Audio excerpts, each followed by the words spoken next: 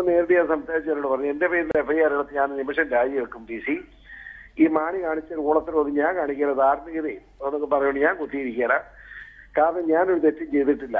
ഞാൻ ചോദിച്ചപ്പോൾ അപ്പൊ ഞാൻ പറഞ്ഞു ബാബു കാശ് മേടിച്ചെന്ന് എനിക്ക് ബോധ്യമാണെന്ന് ഞാൻ പറയും. ബാബു എന്നോട് പറഞ്ഞു ഞാൻ പാർട്ടിക്കാരനാണ്, കോൺഗ്രസ്സുകാരനാണ്. അതിനകത്ത് പ്രശ്നം A ഗ്രൂപ്പും I ഗ്രൂപ്പും ഉള്ളതിൽ A ഗ്രൂപ്പിന്റെ ശക്തനായ വക്താവാണ് ബാബു. ഉമ്മൻചാണ്ടിയുടെ സാമ്പത്തിക കാര്യങ്ങളിൽ മാത്രം ബാബു ഇടപെടാൻ നിർബന്ധിതനാണ്. ആ ഉമ്മൻചാണ്ടി അത് ഗോഡ് ഫാദർ ആയിട്ടാണ് ഞാൻ കരുതുന്നത്. അത് വേറെ പലതുകൊണ്ട് ഞാനൊന്നും അതിലേക്കൊന്നും ഇപ്പൊ വ്യക്തമായ കാര്യം പറഞ്ഞത് ശരിയല്ല. അപ്പോ ബാബു രാജിവെക്കും. പക്ഷെ ഇവിടെ പ്രശ്നം അതല്ല. ബാബു രാജിവെച്ച എന്തിന്? ഉമ്മൻചാണ്ടി പറഞ്ഞു വിട്ടിട്ട് കൊടുത്ത കാശ് വാങ്ങിയതിനാണ് ഇപ്പൊ രാജിവെച്ചിരിക്കുന്നത്. അപ്പൊ പറഞ്ഞ കാശ് കൊടുത്തിട്ട് ഉമ്മൻചാണ്ടി എന്ത് ചെയ്യണം? അത് ചർച്ച ചെയ്യണ്ടേ? ഉമ്മൻചാണ്ടിയല്ലേ ആദ്യം രാജിവെക്കണ്ടേ?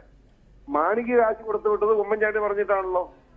അപ്പൊ മാണി കാശ് മേടിച്ചത് ലോകം മുഴുവൻ സംബന്ധിച്ച്, മാണിയെ സംബന്ധിച്ച് 1 കോടി രൂപ, 10 കോടി ബാബു, ബാക്കി 4 കോടി വേണമെന്ന് പറഞ്ഞാണല്ലോ മാണി വഴക്കുണ്ടാക്കി.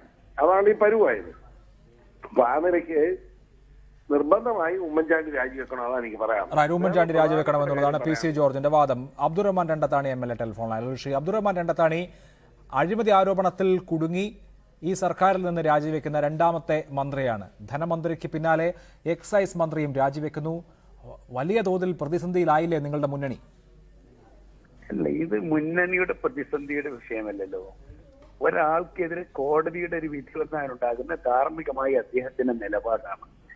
ആ നിലപാട് അദ്ദേഹം ചെയ്യുന്നു. കോടതി വിധി വന്നു, കോടതി FIR തയ്യാറാക്കണം എന്ന് പറഞ്ഞാൽ സ്വാഭാവികമായും FIR തയ്യാറാക്കുന്ന ഘട്ടത്തിൽ ഒരു മന്ത്രി എന്ന നിലയിൽ അദ്ദേഹം തുടരേണ്ടതില്ല എന്ന് അദ്ദേഹം തീരുമാനിച്ചാൽ അതിന് അദ്ദേഹത്തെ അഭിനന്ദിക്കുകയല്ലേ വേണ്ടത്? ഇതിപ്പോൾ ശ്രീ അബ്ദുറഹ്മാൻ രണ്ടത്താണി സ്വാതന്ത്ര്യ സമരത്തിൽ പങ്കെടുത്തതിന്റെ പേരിലുള്ള കേസല്ലല്ലോ, കോഴ വാങ്ങി എന്നുള്ള കേസാണ്. അതിൽ വിജിലൻസിന്റെ അന്വേഷണത്തിൽ യാതൊരു തൃപ്തിയുമില്ലാതെ നിങ്ങൾ ഇങ്ങനെ അന്വേഷിച്ചാൽ യാതൊരു ഫലവും ഇനി ഉണ്ടാകില്ല എന്ന് പറഞ്ഞുകൊണ്ട് കേസ് രജിസ്റ്റർ ചെയ്ത് അന്വേഷിക്കാൻ, സംസ്ഥാനത്തെ മന്ത്രിയെക്കുറിച്ച് കൈക്കൂലി കേസിൽ കേസ് രജിസ്റ്റർ ചെയ്ത് അന്വേഷിക്കാൻ ഒരു കോടതി ഉത്തരവിടുകയാണ്.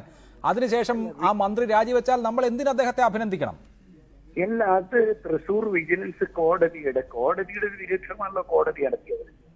കോടതി എങ്ങനെയാണ് പറഞ്ഞത്? FIR തയ്യാറാക്കുമ്പോൾ അതിനുവേണ്ടിയുള്ള 22-ാം തീയതിക്കകം FIR സമർപ്പിക്കണം. അത് കോടതിയുടെ നിരീക്ഷണത്തിലാകണം അന്വേഷണം എന്ന് പോലും പറയുന്നത് ഒരു നിലക്കും ഇതൊരു പഴുതില്ലാത്ത വിധം അന്വേഷണം നടത്തിയിട്ട് കോടതിയെ അറിയിക്കണമെന്ന് പറഞ്ഞാൽ എന്താണ് തെറ്റ്? ഇനി ഒരു ഭരിക്കുന്ന ഭരണകൂടം എന്നുള്ള നിലയിൽ അതിൽ വീഴ്ചയുണ്ടാകും. അല്ല, കോടതി അങ്ങനെ പറഞ്ഞാൽ അതിൽ തെറ്റില്ല. പക്ഷേ കോടതിയുടെ മേൽനോട്ടത്തിലാകണം അന്വേഷണം എന്ന് പറയുമ്പോൾ അതിൽ വിജിലൻസ് സംവിധാനത്തെക്കുറിച്ചുള്ള വലിയ അവിശ്വാസമുണ്ട്. താങ്കൾ കോടതി ഉത്തരവ് വായിച്ചു കാണുമല്ലോ.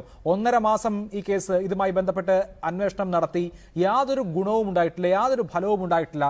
ഇനി നിങ്ങൾ ഇതേമാതിരി തുടർന്ന് അന്വേഷിച്ചാലും യാതൊരു ഫലവും ഉണ്ടാകാൻ പോകുന്നില്ല എന്ന് നിരീക്ഷിച്ചുകൊണ്ടാണ് ഇക്കാര്യത്തിൽ കോടതിയുടെ മേൽനോട്ടത്തിലുള്ള അന്വേഷണം എന്നത് സംബന്ധിച്ച ഉത്തരവ് കോടതി പുറപ്പെടുവിക്കുന്നത്.